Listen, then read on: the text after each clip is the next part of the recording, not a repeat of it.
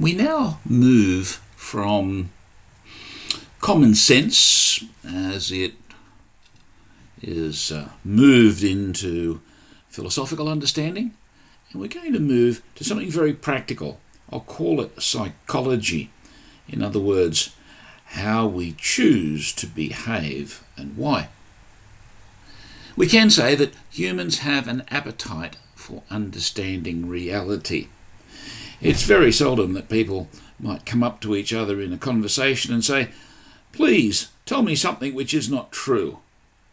Most of the time, our conversations are exchanges of truth. We're trying to understand reality, and especially in the context of truth being conformity of our ideas to reality. This whole approach is based very much on a very fundamental part of our very psychology, the makeup of our minds. We run our lives wanting to be in touch with reality. It's a curious foible of our current culture to be thinking in terms of the impossibility of knowing things truly, and expressions like "this is my truth" or "your truth," or "my reality" or "your reality."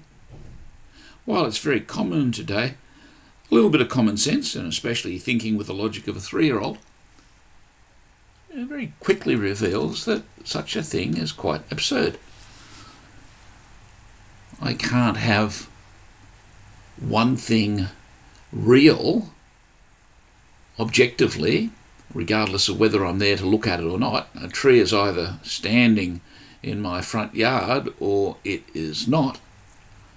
I can't have someone coming along and saying, "Well, you'd better cut down your tree," and I say, "Hang on, all I have is lawn in my front yard," because my truth is that there's no trees there and your truth is that there are. It's rather absurd and meaningless. However, we live in a world which claims that we can manipulate reality according to our own perceptions or whatever. There are times when we want to do that. However, when you take a step back and dispassionately consider what's going on, then reality is something which is just there to experience, not to invent. And this will affect our understanding of property rights, because property rights, one way or another, are a reality. I really can exclude you from my property. I can get the police to come along and call you a trespasser or whatever. And our understanding of rights is grounded in understanding of justice and so on. Okay, so one way or another, we like to approach the idea of understanding reality as the basis for our life. We have an appetite for it. However, in practice, we can't always be absolutely sure of everything.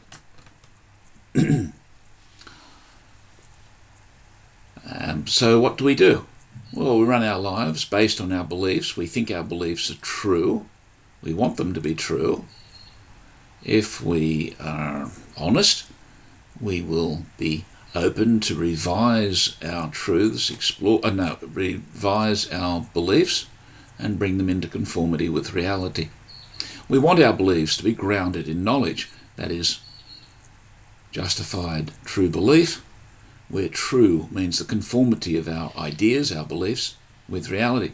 However, often our beliefs are only opinions. Now, this is a psychological reality. We simply can't go out and analyse everything and test everything and be constantly, proving everything. We take a lot of shortcuts.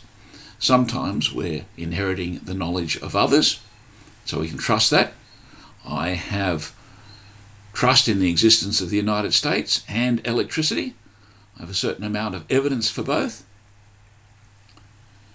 But knowing where this boundary is between knowledge and opinions is very difficult sometimes and rather impractical if we all have to gain all of our own knowledge together. In a functional society, we're able to trust the knowledge that comes to us from our peers, especially those who have gone before us and done a lot of work. If I read about somebody who has worked out a new way to make a petrol engine or something, I don't worry about having to check it all myself. I trust them.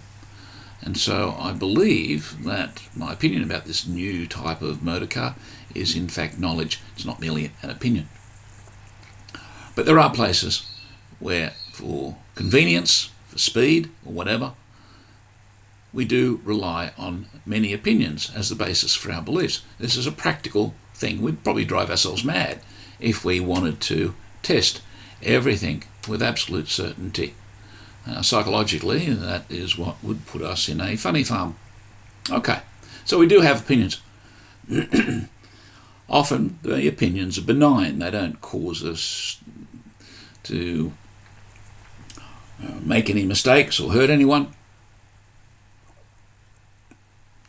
However, when an opinion is challenged, is in doubt, what is revealed is that the opinion either comes from ignorance, that is, we believed somebody that we shouldn't. I remember some years ago when I was a young graduate, I believed that there was a coming ice age and that the world was going to run out of petroleum in the coming 8 to 10 years. That was in the early 1970s. I believed certain people that were supposed to be scientists, and they were proved quite wrong. We've still got a little bit of petrol on the earth. For that matter, we're also supposed to run out of coal by the year 2000. Well, and that's been proved to be a bit silly. Okay, where do the opinions come from? Ultimately, from two sources, either ignorance or self-interest. Ignorance, by the way, is not a bad thing. It is not necessary to be perfectly knowledgeable on every topic. Sometimes, practically speaking, we assume or adopt opinions simply out of trust because we believe that we live in a functional society. And ignorance is simply a way of us getting on to the rest of our life. I don't know how to fix my television set. I'm ignorant about it. I have an opinion that it runs on electricity and it's not using magic. But if I need the thing fixed or what have you, or my motor car for that matter, I go along to somebody who is expert in those areas and I rely on the fact that they have a lot more knowledge than I do and they're going to be able to fix it for me. So ignorance is not a bad thing necessarily. However, if we have cause to doubt the opinions that we're working with, then that means that that ignorance is probably getting past its useful life, and it's about time for us to look into checking it and turning it a little bit closer to knowledge, if not entirely into knowledge. There's another source for opinions, and that is self-interest. Currently, we live in a world which is very concerned about racism. There's a certain amount of self-interest involved in racism.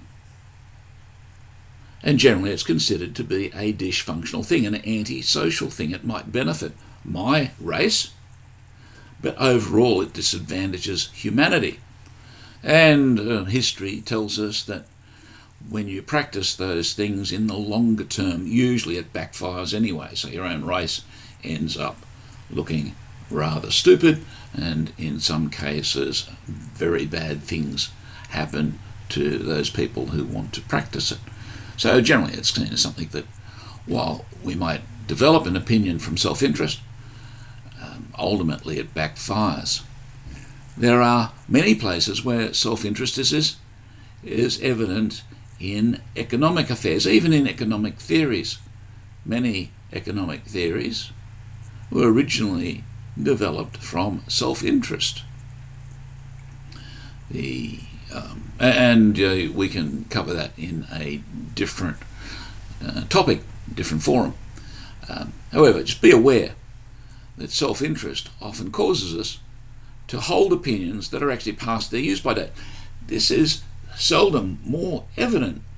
Occasionally it is more evident, but certainly the question of property rights is one place where opinions are maintained long after they're proved irrelevant or inappropriate out of self-interest. And we can see that in many places. One example is the property rights regime, the customary property rights regime in New Zealand, where historically the current dominant indigenous people, the Maori, were in fact visitors, in fact invaders to that country many, many years ago. And the creation stories of the original inhabitants, who the Maori overcame, defeated, they were cannibals, so you can imagine what happened then, tended to get lost. The Maori replaced them with their own creation stories. There's a certain amount of interest in the generation of those creation stories. And so when we look to Indigenous people and defer to their property rights, it's important to first of all test whether the opinions that ground their property rights are in fact robust and not based on self-ignorance. How do we overcome these two sources for opinions?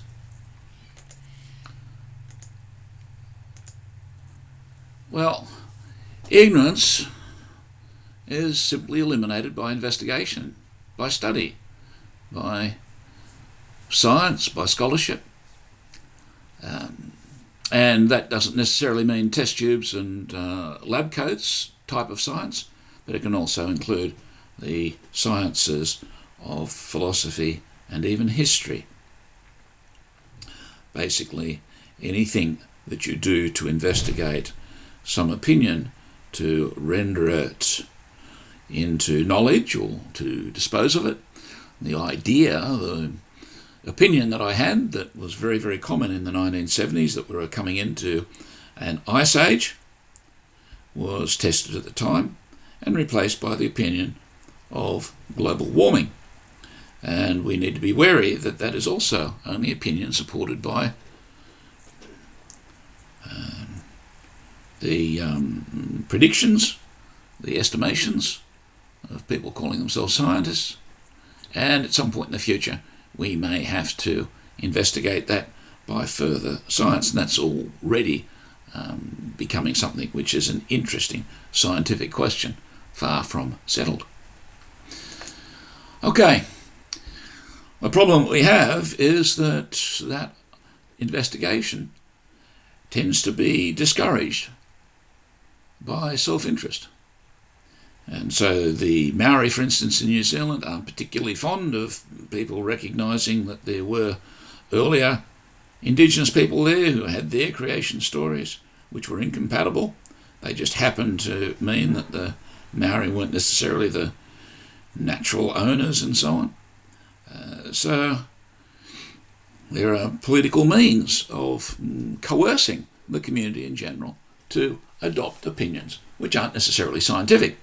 We can look around Australia and see similar things happening. Some of our laws, for instance, are based on the self-interested opinions of particular interest groups. And hopefully that is the purpose of our democratic process, to identify those and remove them. And we can see that in the change of different laws, social attitudes and something over time. And we have to ask ourselves whether our beliefs, which are less than based on certainty, on knowledge, on conformity with reality, are they coming from ignorance and are out of date, so we need to investigate them? Or is there something a bit more malign going on? Are we run by pirates or whatever who want to maintain the abuse? Slavery, for instance, historically, is an opinion about the ability of one person, one human, to own another. And at present, We're fortunate that in many parts of the world, far from all of them, slavery has been eliminated. Overall, scholarship eliminates ignorance and discourages abuse, and the question of abuse is very important. While we can look at that in questions of things like slavery in different parts of the world, we can also apply it to the very question of property.